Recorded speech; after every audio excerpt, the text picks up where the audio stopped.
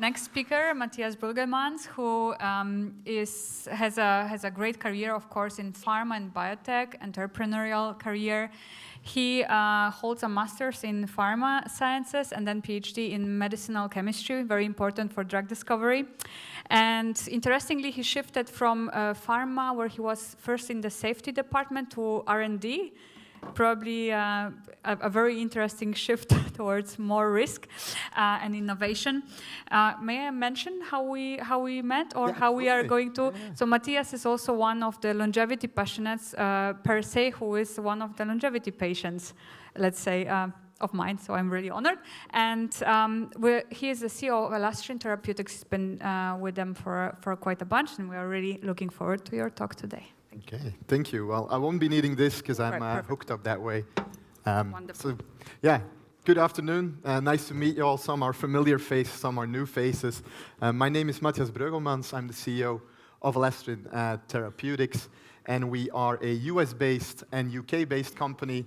We were born in South Carolina, but South Carolina is known for being a beautiful retirement state, but there's absolutely no biotech around. We're one of the few there, so that's why we opened our office here and our clinical team in Oxford, just around the corner.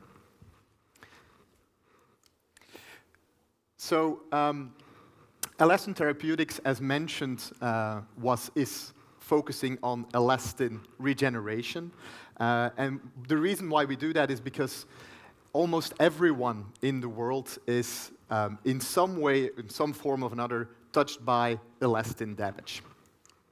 And we as a company, we've put a mission forward that we want to restore the elastin damage, because I will tell you all about it. This is very important for a healthy longevity, a healthy aging. And we do that by using drug-loaded nanoparticles. And to paraphrase Joe, I do think we are a live player, or at least we have a live script. But we symbiotically merge, standard biotech way of working with going after that aging mechanism and trying to reverse that and bring multiple products to the market that touch on multiple diseases. So a little bit about elastin. Elastin is not the most well-known extracellular matrix component. It's a very important one, but let's say everybody knows collagen. Collagen provides strength. Elastin, in its name, it already alludes to it, provides elasticity, and it's very important. And why is elastin important? Because it's a major component of our lung and our blood vessels, and without elasticity, you have no or almost no flow of blood, no flow of oxygen. You need that counter pressure, just like you would wear tights when exercising. It's the same principle. Problem with elastin is that it's a little bit different than collagen. Collagen is actually relatively well renewed by the body. The issue with elastin is that it's one of those proteins that does not get restored well after a certain age. And let's say everyone above 25-year-olds will have elastin damage. It happens just because we're part of an environment that causes that. The radiation, pollution, heavy metals are one of the main causes of damage. And it's really that process of damage, and you can see it quite nicely on the electron microscope picture that I have with me from Fraunhofer. On the left side, you see elastic tissue or elastic proteins that are in good health, and they look like a rubber band. And on the right side, it looks like a worn-out rubber band, just like a rubber band. Once it ages, it starts to get frail and fragile, and if you pull it, it snaps. And that's exactly what happens in a human body as well. It's where this elastin protein snap, that an inflammation starts. The body tries to solve it. In the cardiovascular system, it puts calcium on top. Typically, if you make a bone out of an artery, it loses its function.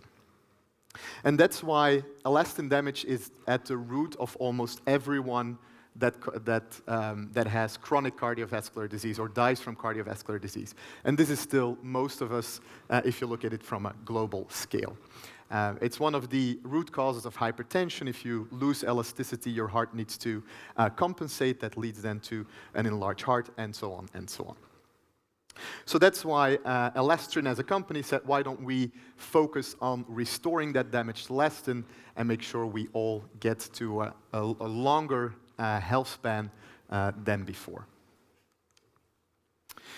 So the way how we do it, and I've talked a little bit about before, we use drug-loaded nanoparticles to do so. You can see two of our first compounds on this slide. The orange bubble is the nanoparticle. Of course, there's many of them. It's quite small, 150 nanometers in size. It's much smaller, for example, than a red blood cell, so it can really penetrate everywhere, even in small blood vessels, quite well. It has a drug load. Those are the red bubbles that you see on the or inside of the nanoparticle. And on the surface, you have a antibody, and that antibody has in itself no therapeutic effect. It just strongly binds to damaged elastin fibers. And as you might remember from the previous slide, damaged elastin fibers look very different than healthy ones. Healthy ones have a protective coating around it, a little bit like an electrical cord where you have the metal that does the magic in the middle and then a plastic coating. It's that plastic coating that goes away and then very specifically shows something that the body is not used to, and we target exactly that epitope to bind those nanoparticles at the site of the disease.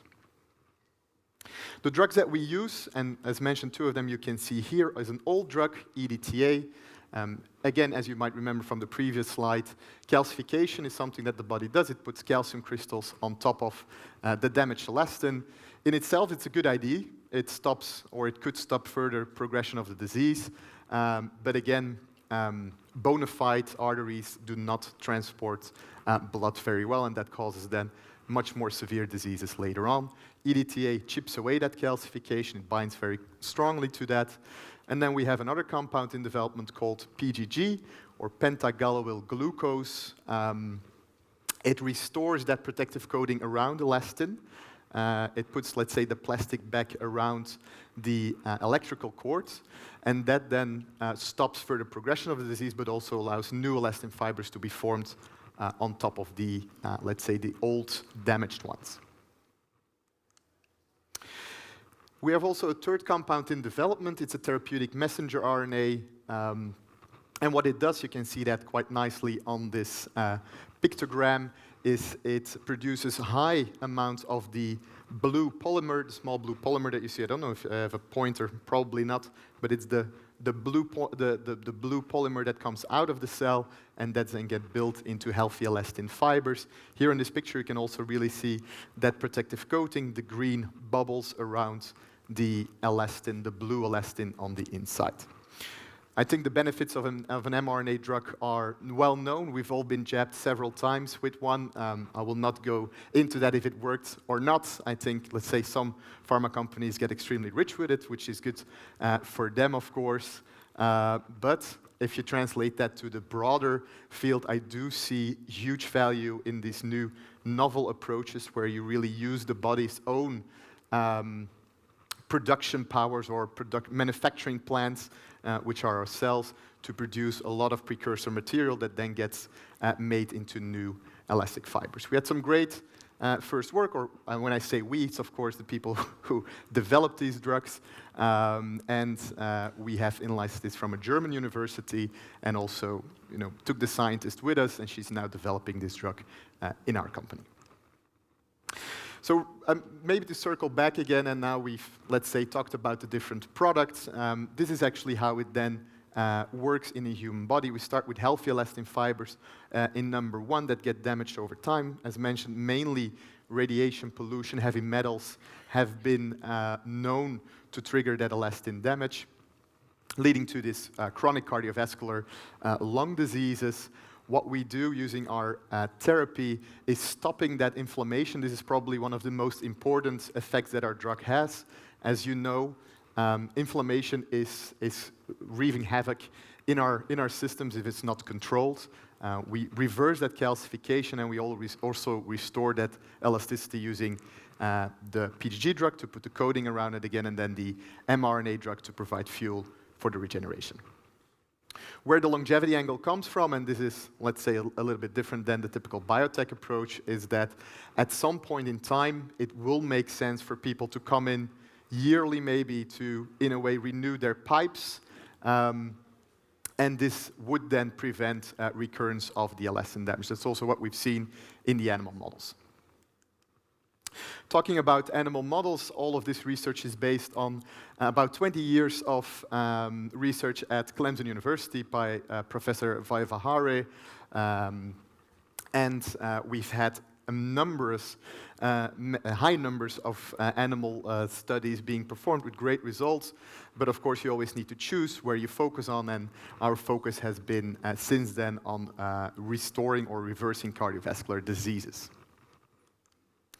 And to, let's say, bring a couple of those animal studies with me, this is a rat study that looked at calcification. You can see the calcification in the blue arrow on top with a micro-CT scan where you induce calcification. Of course, it's not always 100% translatable how it happens in a human being. This is a process that takes many years.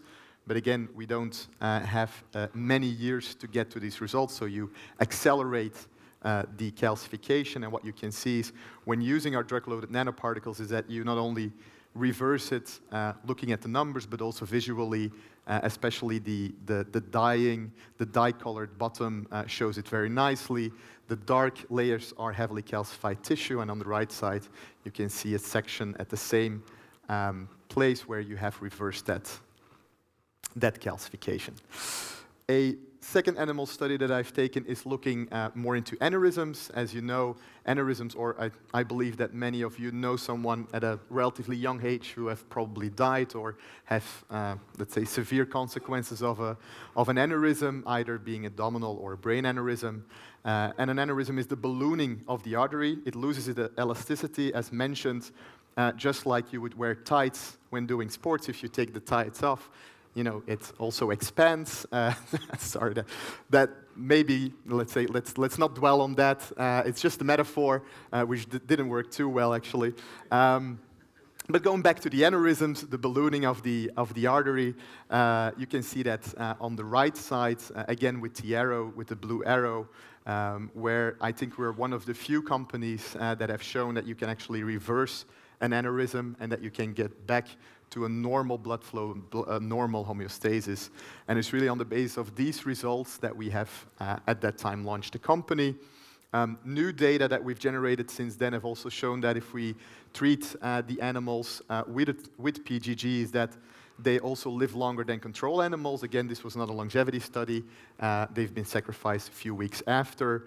But also interestingly, if you put the same kind of damage to develop this aneurysm, they stopped to develop it. So that means that we have a preventive therapy, and this brings us then back to the longevity angle of this conference. Again, as I mentioned in the beginning, we're trying to merge the typical biotech approach with a focus on solving a certain, let's say, disease mechanism.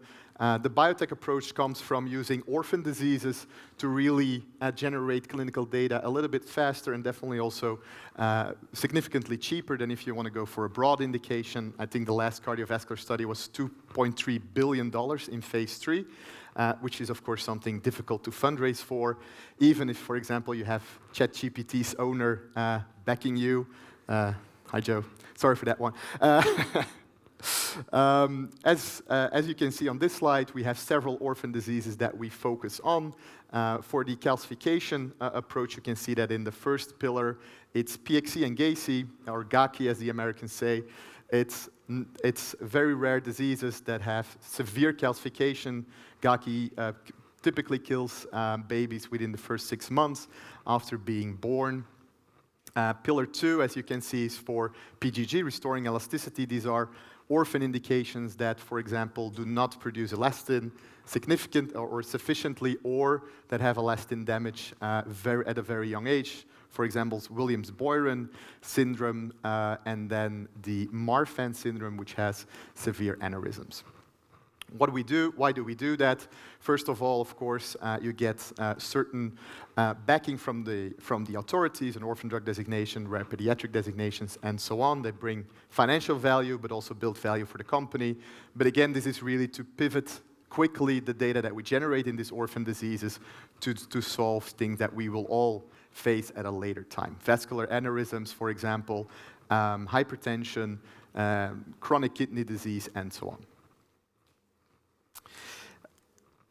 We have received our first rare pediatric designation in January this year. We're applying for many more by the FDA, again, really to pivot and make sure that we can use that data for our broader indications. If you look at it from a pipeline point of view, again, our 3 programs in development. The first one will start its clinical trial next year. It will be a phase 1 clinical trial in healthy volunteers.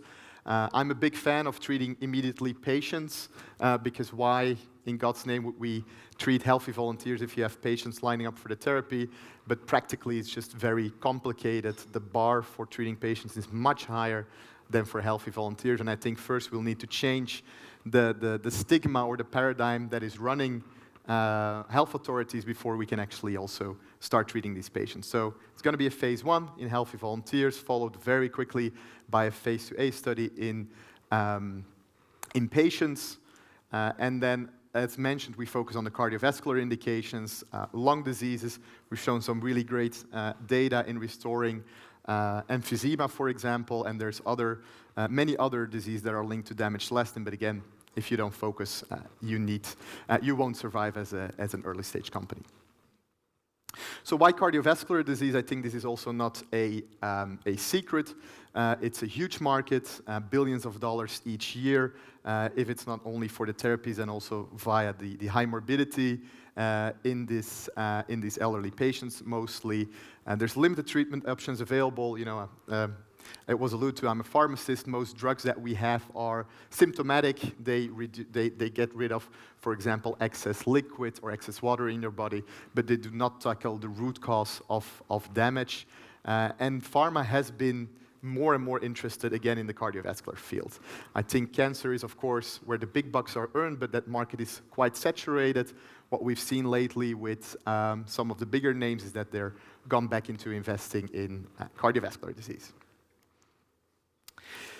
So we have a number of patent families that help us protect what we have. It says 4, it's actually in the meantime 5. The last one has just been added recently, and exclusive worldwide agreements with the university. That's how you typically run a biotech.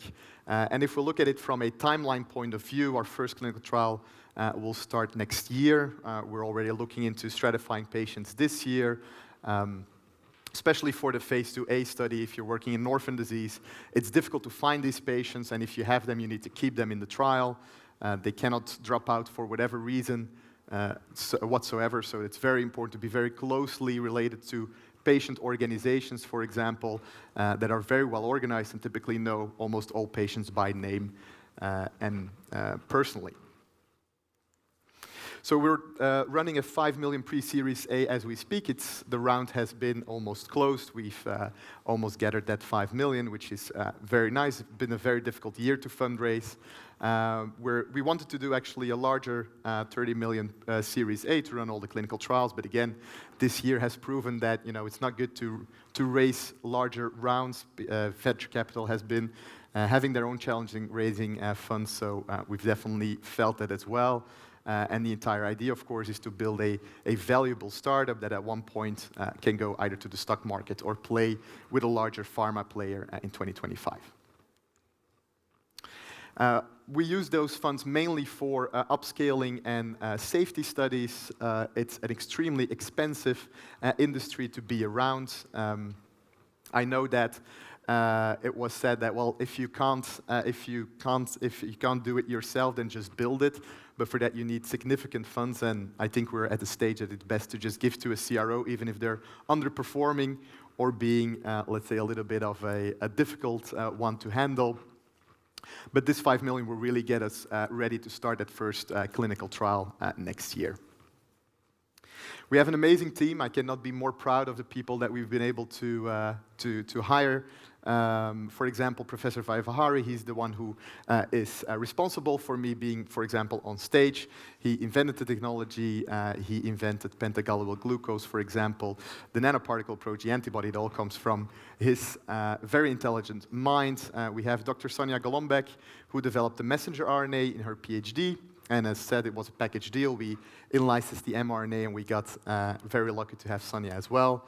Alex is leading the clinical team in Oxford. He's a cardiologist, pediatric cardiologist, and very important to really define which patients can we actually treat in which way and how can we show that the drugs work.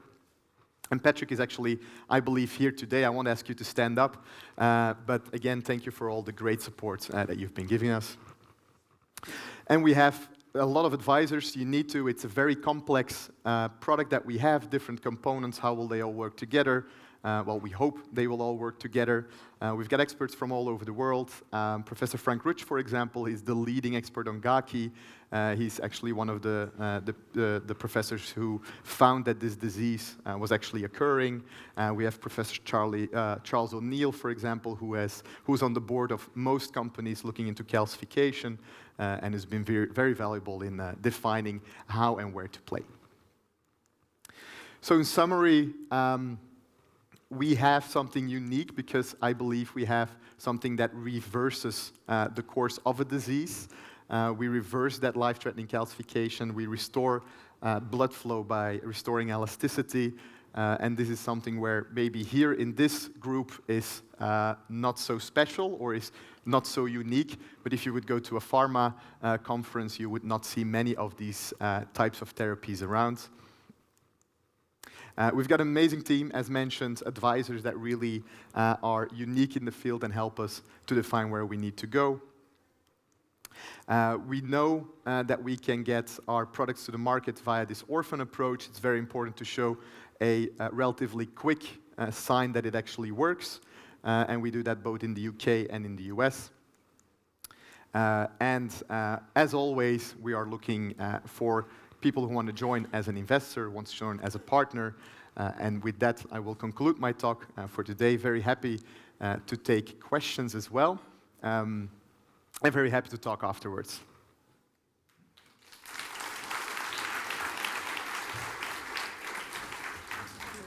Thank you so much. Any questions? Please. Okay, a lot. Whoever can help us with the microphones. We have here a question in the front and then one in the back. Yeah, sure, whatever. Yes, exactly.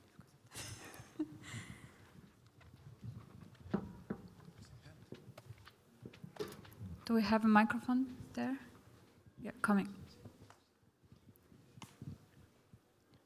Is there an endogenous mechanism for repairing and regrowing elastin in young people, and that just fades away?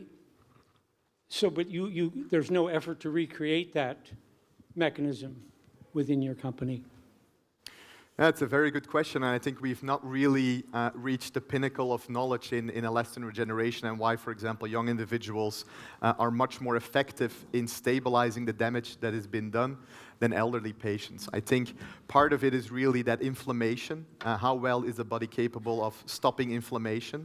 And this is typically much more easy in younger individuals than in once you reach a certain age.